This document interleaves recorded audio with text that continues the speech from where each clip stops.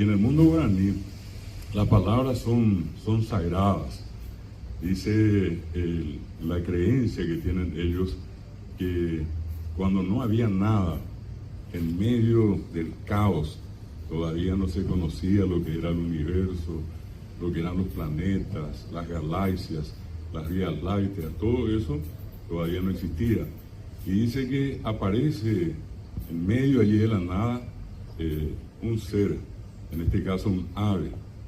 Y esa ave, seguramente muchos de ustedes conocen, hay veces está en la casa, revolotea, o uja, o joa, lleva, a mí que está ojechado peaje y juega o areruja, algo que trae la buena suerte.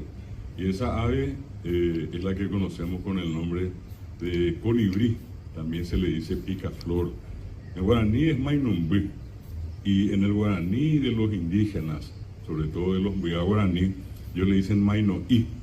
Y dicen que cuando no había absolutamente nada, aparece y vuela el mainoí.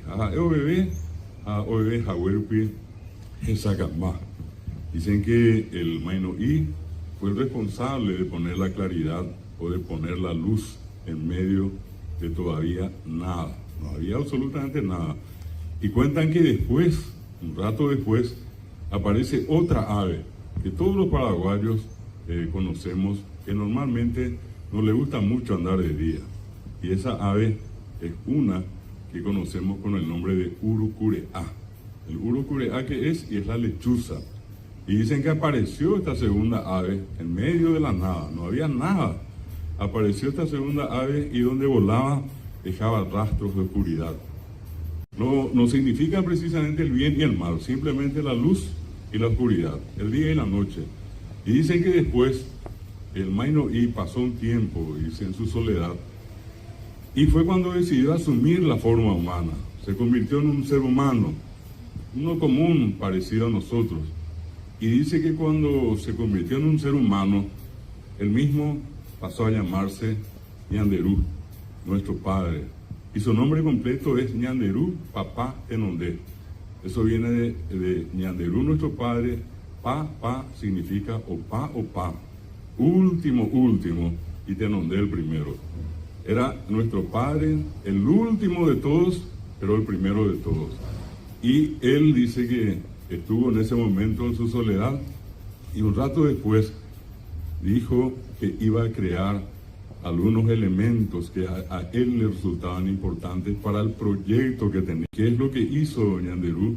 Y dice que, más o menos dice, en medio de las tinieblas originarias, antes de tenerse conocimiento de todas las cosas, nuestro padre el primero, Ñanderú Papá Tenondé, creó el fundamento del lenguaje humano, creó la palabra e hizo que formara parte de su propia divinidad.